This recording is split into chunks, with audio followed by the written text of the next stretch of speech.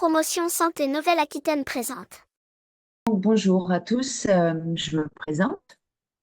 Je suis Nathalie André, je suis enseignant-chercheur à l'Université de Poitiers. Je m'intéresse euh, beaucoup à la façon d'aider les gens à changer leur comportement et aux aspects motivationnels du comportement.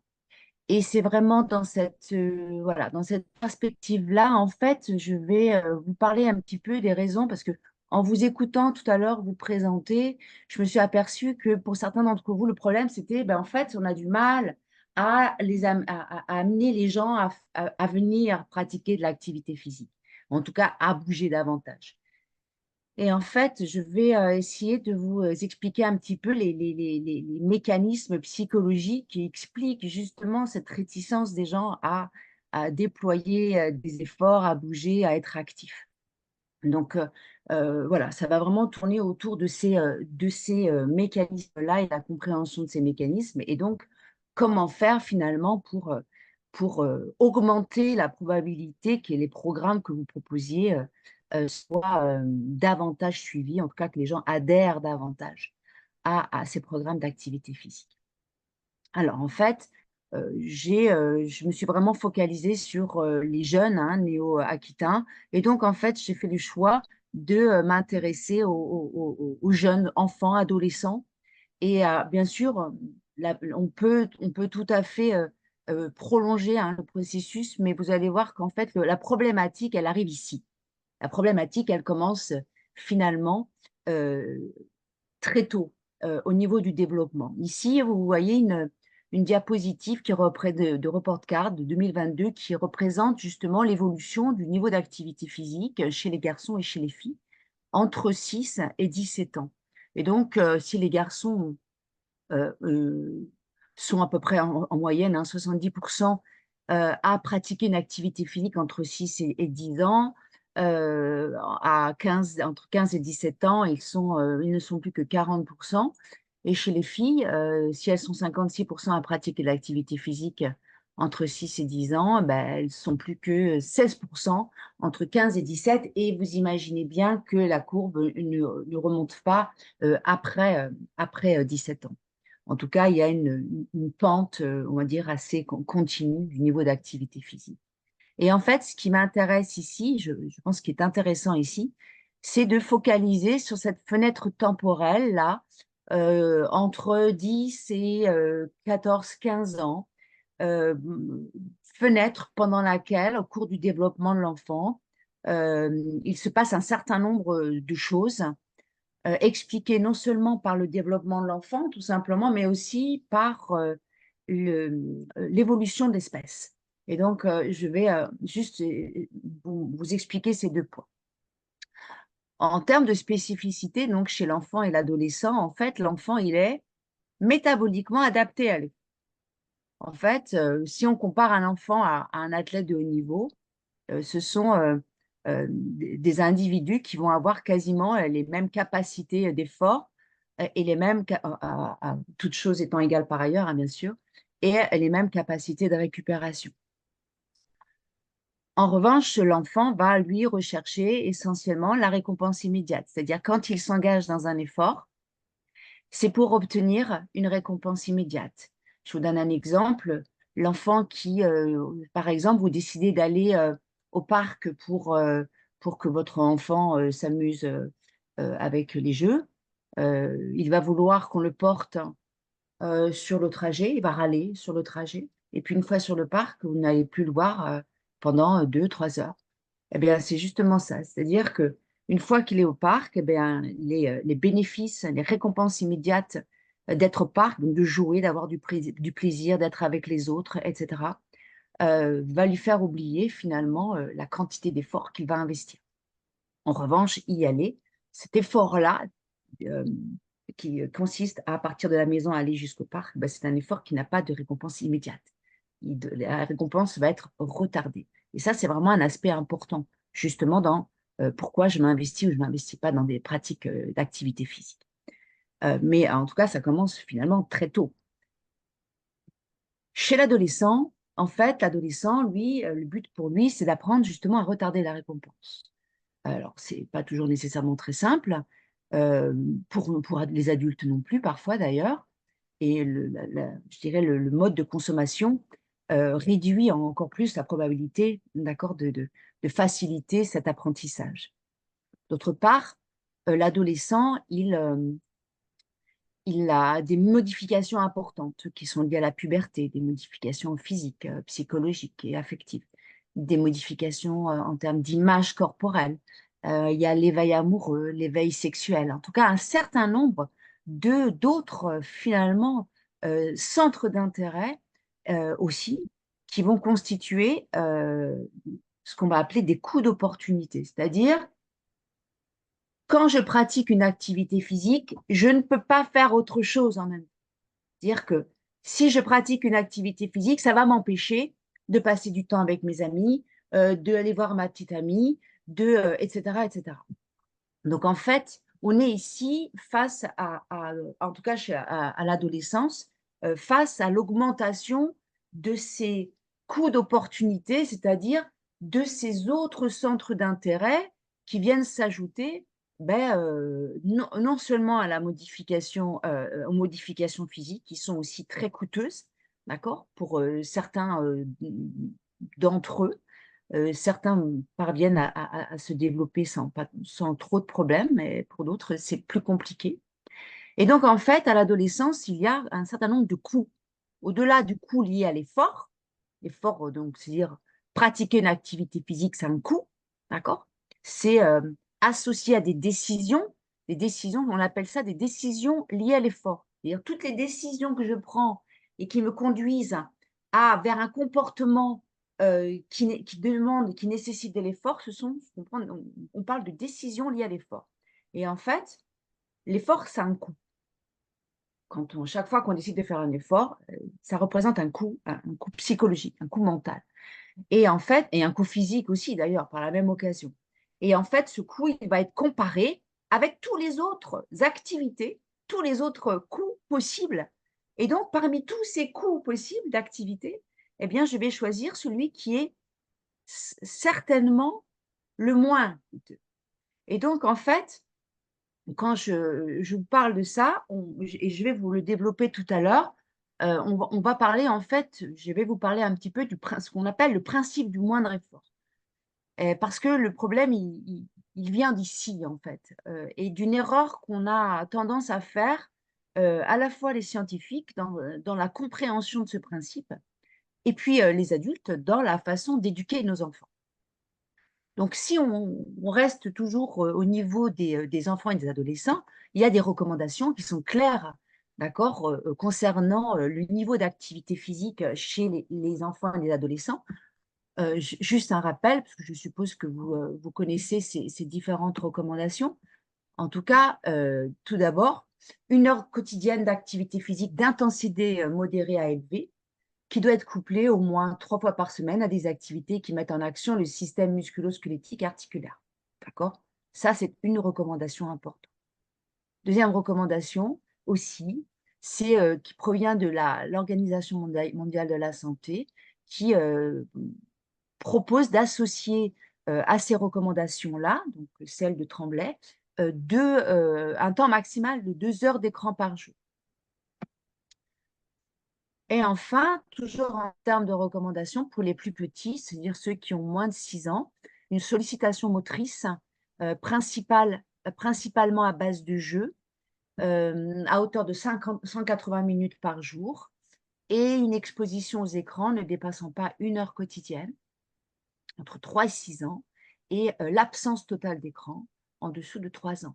Donc, on a en fait, dans ces recommandations chez les enfants, on a des recommandations à la fois en termes de niveau d'activité physique, mais aussi de temps d'écran, parce que c'est, on va dire, une des activités qui finalement qui va avoir une influence sur la réduction du niveau d'activité physique, parce que être sur les écrans, le coût d'être sur les écrans est beaucoup moins important que le coût de faire de l'activité physique.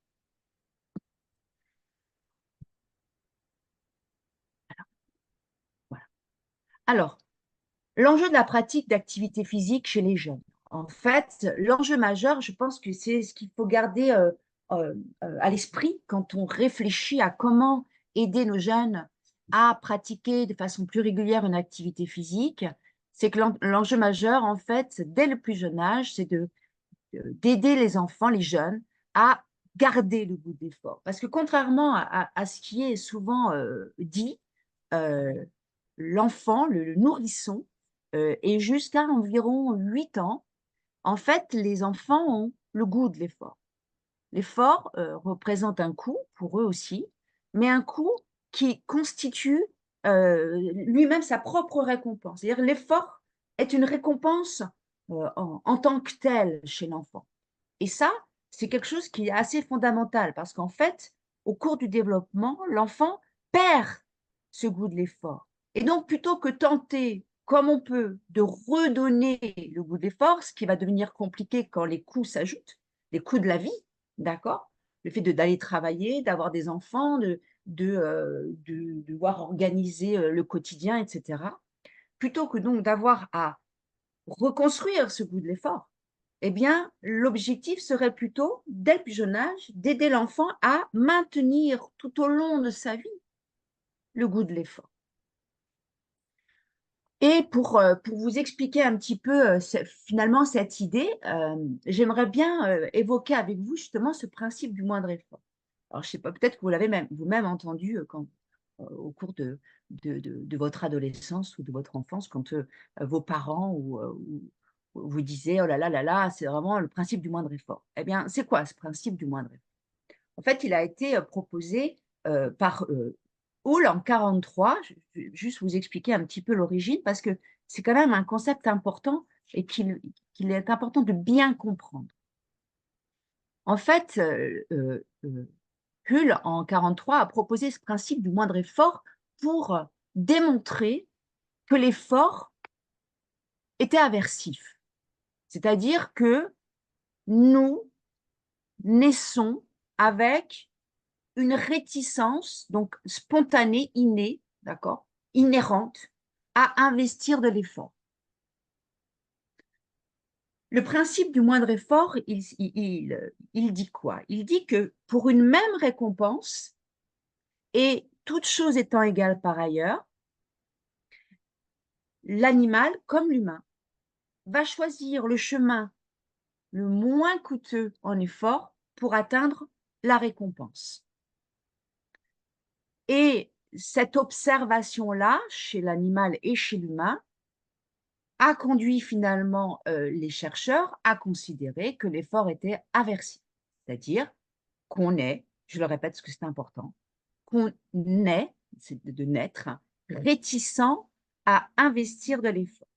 Et en fait, ce principe du moindre effort, il conduit à penser qu'on va chercher systématiquement à minimiser le niveau d'effort qu'on va investir dans nos activités.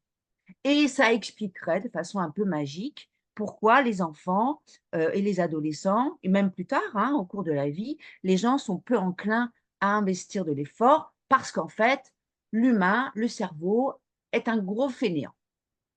Mais ça, c'est faux. D'accord? C'est une représentation fausse de l'être humain et du fonctionnement psychologique de l'humain. En fait, il y a 3 preuves importantes qui montrent que l'effort n'est pas intrinsèquement aversif, c'est-à-dire qu'on ne naît pas avec cette aversion, cette réticence spontanée à investir de l'effort. Tout d'abord, des preuves qui proviennent de la psychologie du développement. Que nous disent ces preuves? Et c'est un exemple, hein, je vous donne seulement un exemple de preuve, c'est que lorsqu'on montre à un nourrisson 2 adultes, 2 modèles d'adultes, un réalisant des tâches, un premier modèle d'adulte réalisant une tâche qu'il réalise de façon très simple, très facile, d'accord? Et un autre qu'il voit essayer encore et encore, persévérer pour réussir à réaliser la tâche, eh bien le nourrisson, il va imiter l'adulte qui travaille dur pour atteindre son objectif. Donc ça signifie que l'effort pour le nourrisson possède de la valeur en tant que telle. C'est-à-dire que si un adulte, en gros, c'est ça l'idée, hein, il y a eu des mesures au niveau des pupilles, enfin, je ne vais pas entrer dans les détails, mais en fait, si l'adulte, pour le nourrisson, si l'adulte, c'est-à-dire l'adulte qui va investir beaucoup d'efforts, va nécessairement accorder plus de valeur à l'activité qu'il réalise. Alors que l'adulte qui va réaliser moins d'efforts va associer moins de valeur à l'activité qu'il réalise. Vous imaginez, donc quasiment à quelques mois après la naissance, le nourrisson et le jeune enfant pensent, d'accord, déjà ou interprètent déjà la réalité et l'activité, l'effort de cette façon. Ce qui montre bien, là, ces premières séries de preuves, que l'enfant n'est pas aversif à l'effort. La deuxième série de preuves, elle provient de la psychologie sociale et en fait, elles proviennent des théories sur les prises de décision. En fait, quand on prend des décisions, on calcule un rapport entre les coûts et les bénéfices. Or, le principe du moindre effort, il n'envisage pas les bénéfices. Il va envisager finalement un peu uniquement les coûts. Et quand on parle et quand on dit que l'effort est aversif, ça veut dire qu'on va considérer que l'effort et la quantité et les décisions qu'on prend concernant l'effort, donc ces activités qui nécessitent d'investir de l'effort, elles ne sont pas comparées, d'accord, à des bénéfices. Et c'est faux. C'est-à-dire que chaque fois qu'on va investir de l'effort, on va calculer ce rapport. Donc, ce sont des prises de décision. Et les prises de décision, c'est le calcul d'un rapport entre des coûts et des bénéfices. Et donc, si le coût que je vais mettre à réaliser une activité est récompensé suffisamment, je m'engage. D'accord? Je m'engage. En revanche, si le coût qu'on me demande d'effort à investir dans une activité n'est pas suffisamment récompensé, je ne vais pas m'engager. Et en fait, le problème finalement de l'engagement des gens dans de l'activité physique, il repose en grande partie sur ce rapport coût-bénéfice. C'est-à-dire que l'engagement que je vais, investir, que je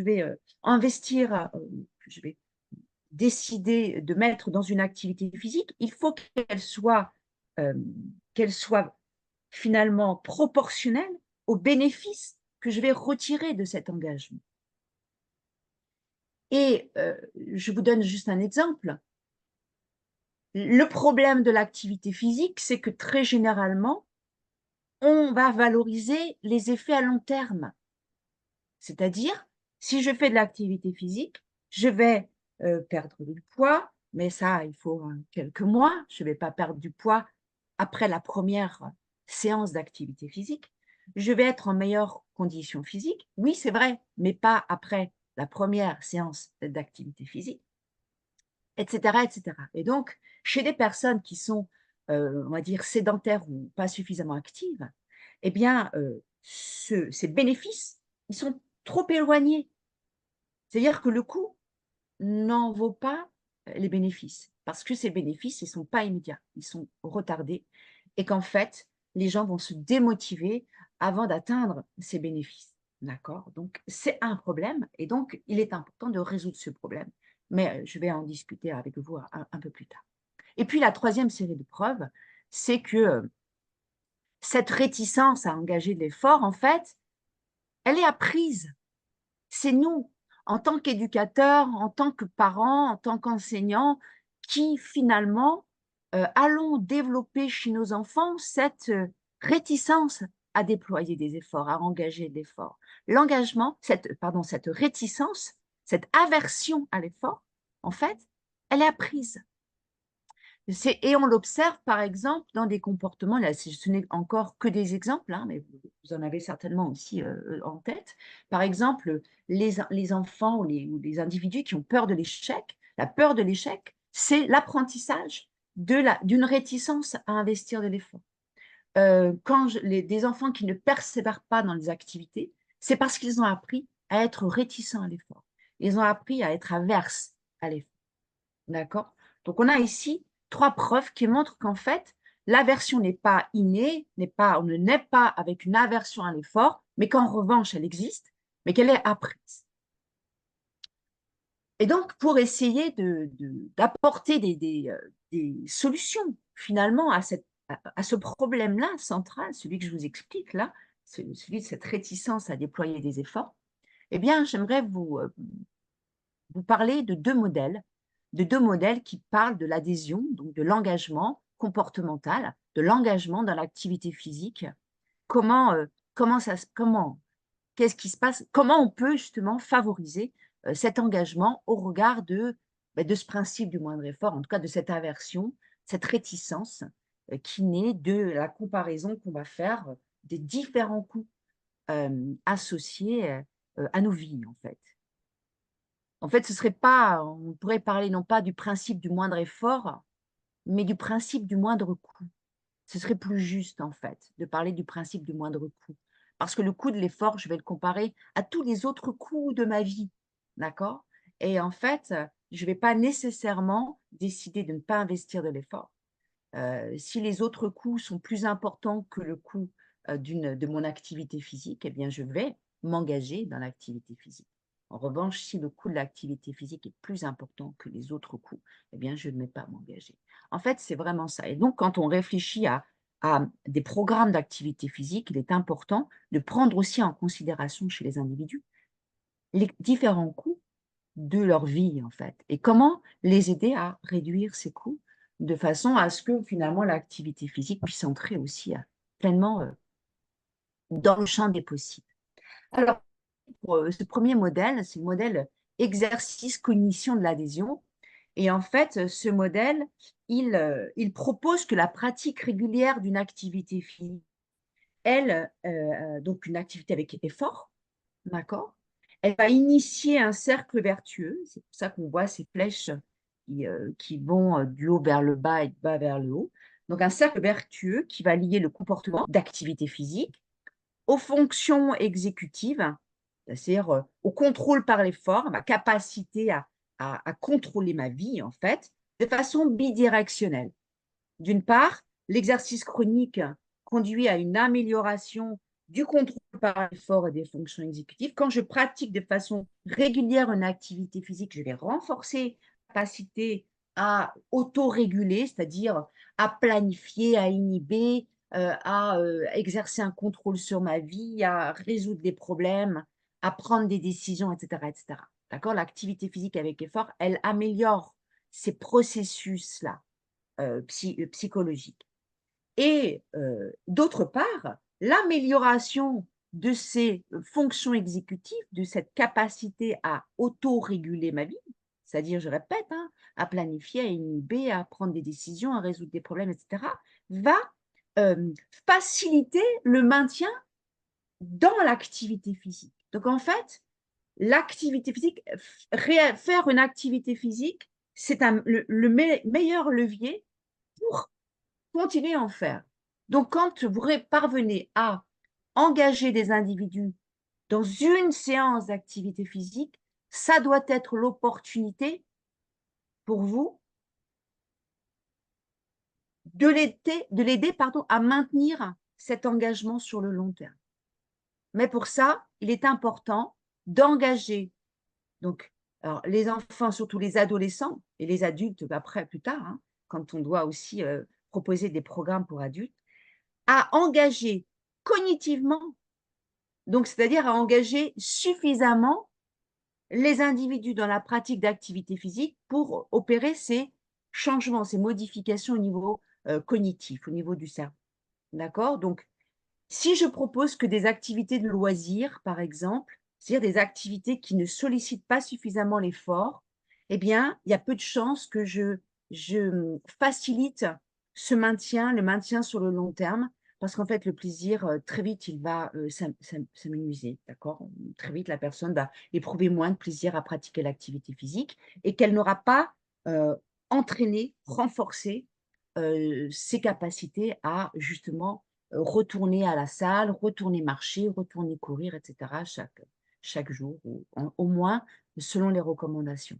Donc, engager cognitivement l'individu dans l'activité, ça veut dire proposer des activités qui sollicitent suffisamment l'effort. Ça, c'est important. Ça ne veut pas dire ne pas du tout proposer d'activités qui sollicitent du plaisir, D'accord? Ça ne veut pas du tout dire ça, mais ça veut dire, je peux proposer des activités qui vont nécessiter de l'effort et ces activités peuvent représenter une source de plaisir aussi. D'accord? Et je peux aussi proposer les 2 séparément. Mais ne pensons pas qu'une activité qui sollicite de l'effort, donc l'activité physique, hein, est nécessairement source de déplaisir. Le deuxième modèle, c'est le modèle exercice, émotion, adhésion. Donc, comme vous l'aurez compris, dans ce premier modèle, on va viser en fait un des leviers importants à l'adhésion, c'est la cognition. Donc, c'est le processus d'autorégulation du comportement. D'accord? Et le deuxième levier de l'adhésion, c'est ici, dans ce modèle-là, l'émotion. D'accord? C'est-à-dire la réponse affective de l'individu à l'effort, en fait. Comment il réagit à l'effort. Et en fait, dans ce modèle exercice, émotion, adhésion, les auteurs de ce modèle proposent que le faible taux d'activité physique dans la population générale est en grande partie dépendant de la tendance des humains à éviter les efforts inutiles. Et ça, c'est crucial. Les efforts inutiles.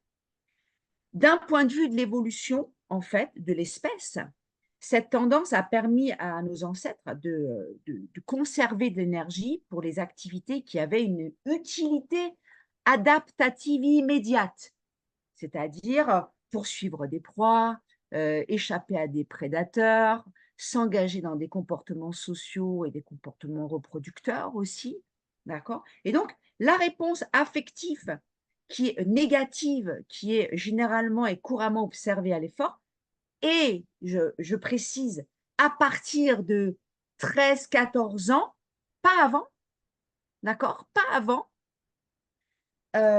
ou en tout cas pas avant pour toutes les activités immédiates, d'accord? Cette réponse affective négative, elle est un mécanisme, c'est un mécanisme en fait psychologique par lequel les humains évitent les dépenses énergétiques inutiles. Et ça, pour la survie de l'espèce, c'est important. Mais on n'évite pas la dépense d'énergie en tant que telle. On évite la dépense d'énergie inutile. Je ne veux pas utiliser mon énergie inutilement. Et donc, quand je suis engagée dans un programme d'activité physique que je vais considérer comme inutile, parce qu'il ne me permet pas d'atteindre mes objectifs, je me désengage. Je me désengage. Je vais garder mon énergie pour des choses utiles. D'accord? Et ça, c'est important à garder à l'esprit. Donc, engager durablement les individus dans l'activité physique régulière, ça requiert d'identifier des objectifs immédiats. D'accord? Et ces objectifs immédiats, ils vont être associés aux besoins de compétences, c'est-à-dire est-ce que dans le programme que je propose à la personne, est-ce qu'il permet de satisfaire son besoin de compétences? Est-ce qu'il réussit, est-ce qu'il peut s'améliorer, progresser, avoir le sentiment d'apprendre des choses? Est-ce que le programme que je propose permet de réunir les gens, de faire en sorte à ce que les gens puissent satisfaire ce besoin d'affiliation sociale, parce que ça fait partie, le besoin de compétences comme le besoin d'affiliation sociale, des besoins psychologiques fondamentaux qu'on possède tous, d'accord?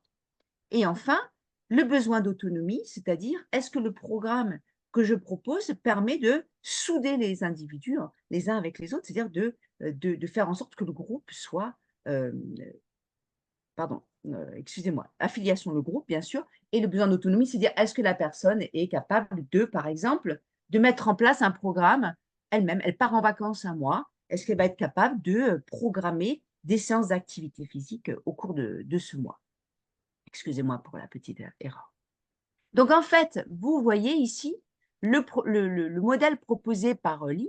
En fait, il propose que la réponse affective à l'activité physique, il dépend de l'intensité de l'exercice, c'est ce qu'on disait déjà tout à l'heure, mais également de l'utilité perçue de l'exercice que je réalise. D'accord? Ça, c'est important.